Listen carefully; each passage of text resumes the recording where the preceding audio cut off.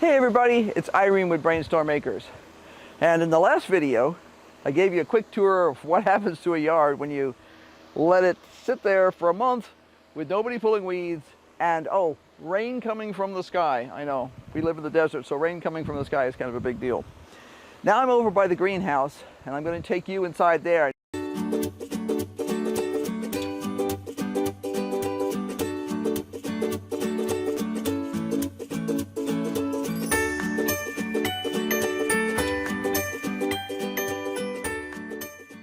Obviously this is a much more controlled environment, but I'm sure you'll see it has its issues too.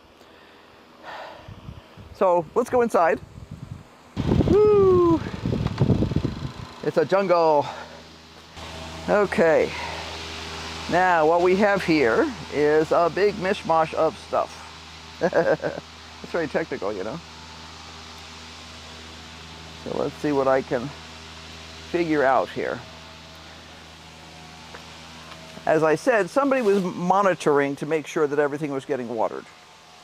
But monitoring doesn't necessarily mean they were taking care of things the way I would have. Unless somebody's really trained at this sort of thing, they may not know what to do. So what I'm seeing when I get to this first plant, this is a husk cherry right here, is it's really been chewed up. It's been chewed up by cucumber beetles and aphids, but most of this is cucumber beetles, and I'm actually seeing some of the cucumber beetles flying around here. There are a couple of ladybugs in here, that's awesome, but they can't keep up with the cucumber beetles and everybody else that's running around. Cucumber beetles are actually not at their worst right now. That must have been a while ago, but I could see some eggs here, so I will simply mash those with my fingers, so that we will reduce dramatically the number of cucumber beetles that we have the next go around. And what I'm going to need to do is I'm going to need to go through these plants just the way I am right now and look for cucumber beetle eggs. I just smashed a whole stack of, yeah, yum. There we go, it's another one. They're just a little cluster of eggs on the bottom of the leaves. And, that's a cucumber beetle, it's a grown-up. So we'll damage him and then throw him on the floor and smash him flat. This is obviously producing really well. So what I want to do is keep that going by controlling these cucumber beetles. And there's clusters and clusters here of cucumber beetle eggs. Yum, yum, yum. Anyway, I could sit here and do this for another 20 minutes, or I could walk on down here. There are some branches on these tomatoes that need to come off. This is a slightly overwhelmed by husk cherry Thai basil. It basically looks pretty good though.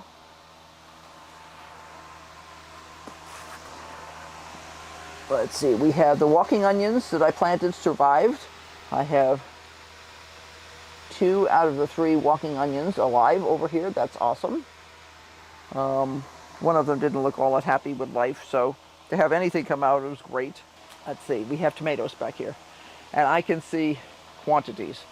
What I'm going to have to do with these is I'm going to have to go through systematically and prune things and take out dead branches and all that sort of stuff. Let me see if... In case you wonder what I just did, there was a grasshopper on here, and I threw him on the ground hard enough that he couldn't respond quickly, and I stepped on him. So, he is no longer a problem. This is a house plant that I threw in here because I didn't know what else to do with it. We have tomatoes in here, which need to be tied up. This is nasturtiums, wrong plant. Bunch of tomatoes in here. There's lots and lots of tomatoes. The biggest one I'm seeing so far is about that big. I don't want to take that back. There's another one that's that big over there. So see who this is. I don't remember. This is a Hosinator. So the Hosinators are pretty darn full of tomatoes. I can see that my Granadero's got a lot of tomatoes on it. There's a lot of tomatoes. What this is going to take is a lot of time, which I am not going to spend right now. Now, I'm impressed with how little damage, considering the amount of damage that's on the other plants in here. This is basil. This is the new variety we tried this year. So we're going to be excited to be having salads with basil again. This is sweet potato. It needs fertilizer, but other than that, it's doing pretty good. It's got a nice run of leaves and stuff like that. It, like I say, needs fertilizer. These are tomatoes, and these are tomato plants, and they have tomatoes on them. One of the things I am pleased about is that I am not seeing any blossom end rot in here, which is great. The dwarf tomato plants are looking very dwarf and very covered with tomatoes. So that's good. We also have a volunteer husk cherry plant in here. Okay. I'm seeing some broken limbs in here too. Some broken branches. So I'll have to take that stuff out. But these plants are pretty darn covered with tomatoes. So the person who's taking care of it was supposed to be harvesting, and obviously has not done a great job of harvesting, because I'm pulling a handful of tomatoes out from underneath this. These are the red robins, and yeah, I got a stack of them here. So I'm going to harvest those. All I'm doing right now is my first run through in terms of what's critical. So critical is, oh my goodness, I got to show you this to be critical is I got to show you this because it's pretty amazing. When you say to a person who is not a gardener, harvest the stuff when it comes ready, you really never know what's going to happen. So here's the problem. There's some of the tomatoes that I just picked out. I'm going to need to find a container. I had not anticipated needing to harvest right now, but obviously I do. So, tomatoes. Here we go. We have an entire collection of tomatoes here that need to get picked. This is Red Robin, which is a dwarf tomato. And I'm only picking the ones that are really ripe. This obviously needs to be staked, because it is supposed to be taller than it is. It fell over from the weight of the tomatoes. So we'll fix that. These are supposed to be a yellow. So now that I know that could be a problem, that it hasn't been harvested.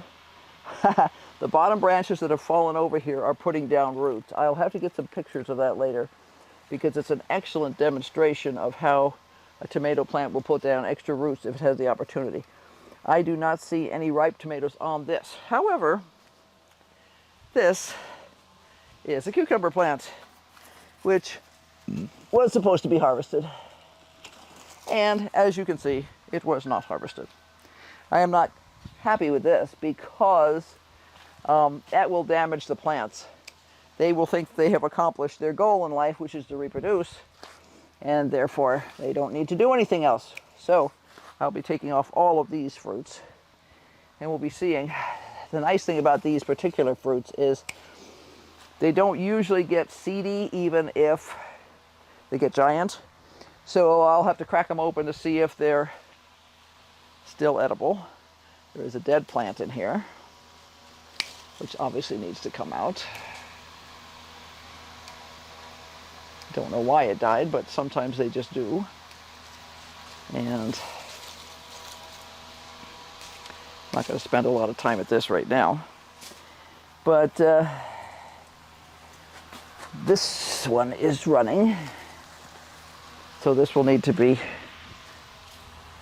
put up.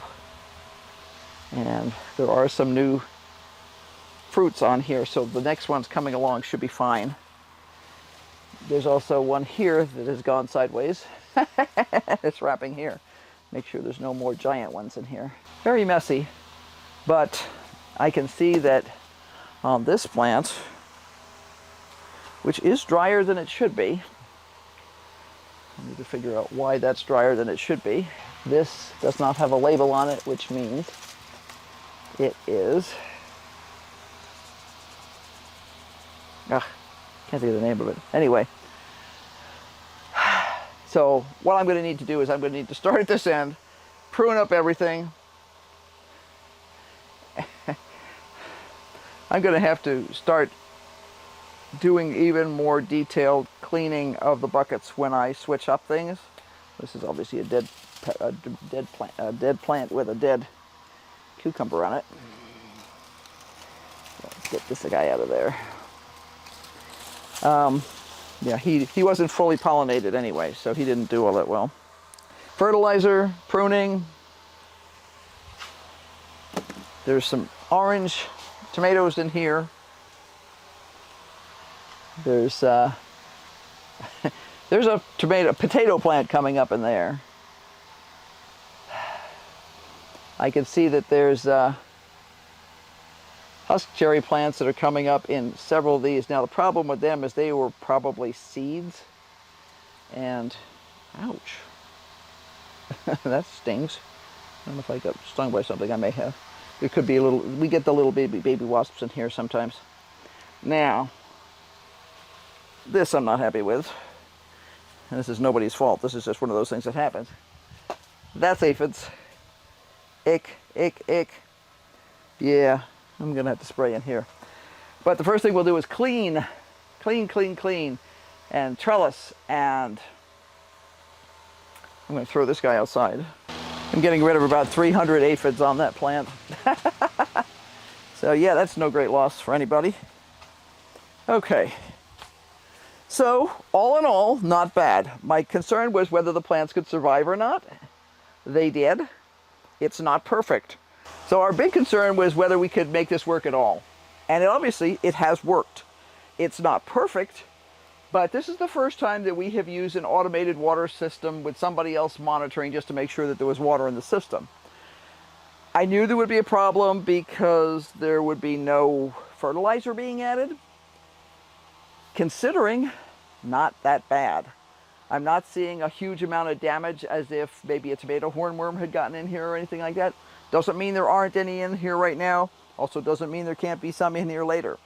But basically, all the tomato plants seem to have survived. If anything hasn't survived, it's so buried under the other tomato plants that have survived that I can't see it. So this is just going to take a couple of days of pruning and stringing up. I'll stake some of the stuff that's on the front here because these are determinate, but I may wind up stringing some of them this way. I just need to trim everybody. I need to kill as many bug eggs as I can. And yeah, really, really not bad. I have a beautiful, hi ladybug, eat more bugs.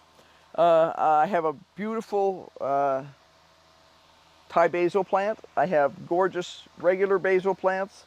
I have some walking onions that survived. You know, all in all, we did great. So this is a success. It may look messy, but it's a success. The trick was to see, could we set this up and have it survive at all? Next year, if I could find somebody who knows how to garden better, it may be even better. We'll need to decide, based on what kind of production we got out of this, whether it's really worth it in the long run. But we'll see. This looks pretty darn good. I mean, it's the end of August. I have a cucumber beetle climbing up my leg. That was a really big mistake, you know. Dude, don't climb up my leg. I'm also sweating, so I have sweat running into my eyes. So, this is a success. The plants are all alive with the exception of like one cucumber plant. And as I recall, that was a small one anyway, so it may just not have had any great options to go with. All the herbs survived, which is something I was really hoping, because I really wanted to have herbs. I'm going to have to figure out what is with some of these plants. I think some of them, you know, just got a little damaged, but they should come back. I have to also decide what I'm going to do with that plant, because we just kind of don't do house plants anymore. I used to do lots of house plants, but you can only do so many things at a time. So I'm happy.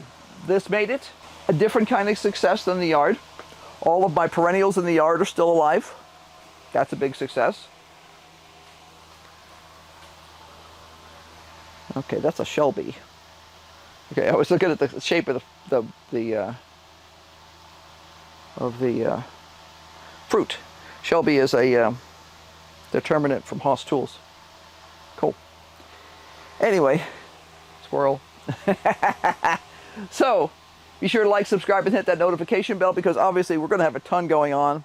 I'll take you through the process of trimming up and staking up and all that sort of stuff. Yeah, this is going to work. It's going to work. It is really very much time for us to be starting a bunch of new seeds. So I'm going to have to see about that. Seeing a couple of the pots here are drier than I want them to be. I'm going to have to fix that. But all in all, a success. So, you know, you win some, you lose some. This qualifies as a win. So, until next time, bye. And keep brainstorming, because obviously we have, and sometimes it actually works.